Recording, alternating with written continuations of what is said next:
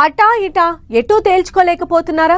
పాత దోస్తానా మర్చిపోలేకపోతున్నారా? ప్రత్యర్థితో రాజీ పడలేకపోతున్నారా? ప్రతిపక్షంలో ఉండలేక అధికార పక్షంలో ఇమడలేక ఏం చెయ్యాలో పాలుపోక మౌనాన్ని ఆశ్రయించారా? అసలేంటి గందరగోళం? గద్వాల సంస్థానంలో ఏం జరుగుతోంది? ఎమ్మెల్యే బండ్ల కృష్ణమోహన్ రెడ్డి నోరు విప్పరా? గద్వాల రాజకీయాల్లో ఇప్పటికీ గందరగోళమే కొనసాగుతోంది. ప్రతిపక్షం నుంచి గెలిచి అధికార పక్షంలో చేరిన ఎమ్మెల్యే బండ్ల కృష్ణమోహన్ రెడ్డి మళ్లీ యూటర్న్ తీసుకోవడం, మళ్లీ 2 రోజుల్లోనే రూటు మార్చి సీఎం రేవంత్ రెడ్డితో భేటీ కావడం ఆసక్తికరంగా మారింది. అధికార ప్రతిపక్ష పార్టీల మధ్య తిరుగుతున్న ఎమ్మెల్యే బండ్ల కృష్ణమోహన్ రెడ్డి రాజకీయంగా అనేక సందేహాలకు తావిస్తున్నారు. 2 పార్టీల మధ్య దాగుడు మూతలు ఆడుతూ అనుచరులను కూడా కన్ఫ్యూజ్ చేస్తున్నారు. తమ నేత ఏ పార్టీలో ఉన్నది కూడా చెప్పుకోలేక ఆయన సన్నిహితులు సైతం అయోమయంతో గడుపుతున్నారంటున్నారు. గద్వాల ఎమ్మెల్యేగా 2 సార్లు గెలిచిన బండ్ల కృష్ణమోహన్ రెడ్డి ఇటీవల రాష్ట్ర రాజకీయాల్లో చర్చనీయాంశంగా మారారు. గత నెలలో బీఆర్ఎస్ ను వీడి కాంగ్రెస్ లో చేరిన ఎమ్మెల్యే 2 రోజుల క్రితం అసెంబ్లీలో బీఆర్ఎస్ వర్కింగ్ ప్రెసిడెంట్ కేటీఆర్ ను కలవడం ఆసక్తికరంగా మారింది.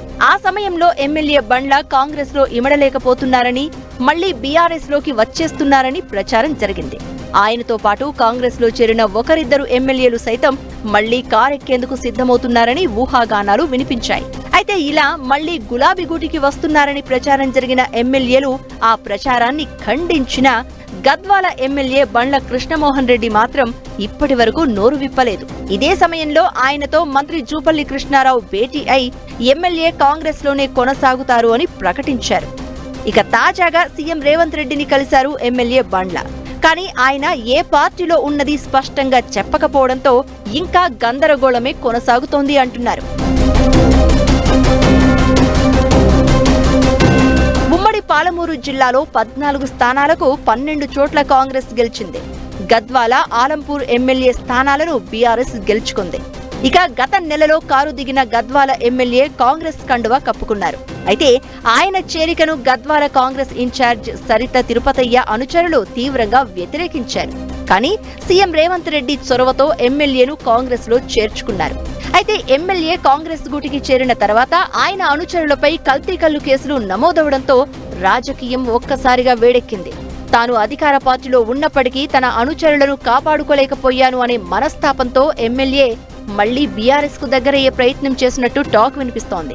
ఎక్సైజ్ మంత్రి జూపల్లి కృష్ణారావు కూడా తనకు సహకరించలేదని ఎమ్మెల్యే అసంతృప్తి చెందారు అంటున్నారు.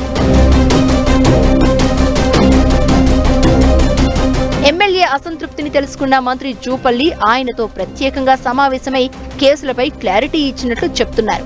ఎమ్మెల్యేగా కృష్ణమోహన్ రెడ్డికి ప్రాధాన్యం ఉంటుందని, అనవసరంగా అపోహలు పెట్టుకోవద్దని నచ్చచెప్పిన మంత్రి సీఎం రేవంత్ రెడ్డిని కలవాల్సిందిగా సూచించారని అంటున్నారు. మంత్రి సూచనలతో సీఎంను కలవడంతో ఎమ్మెల్యే కాంగ్రెస్ లోనే కొనసాగనున్నట్లు ఆ పార్టీ వర్గాలు చెప్తున్నాయి. అయితే ఈ విషయంలో ఇంతవరకు ఎలాంటి ప్రకటన చేయలేదు ఎమ్మెల్యే.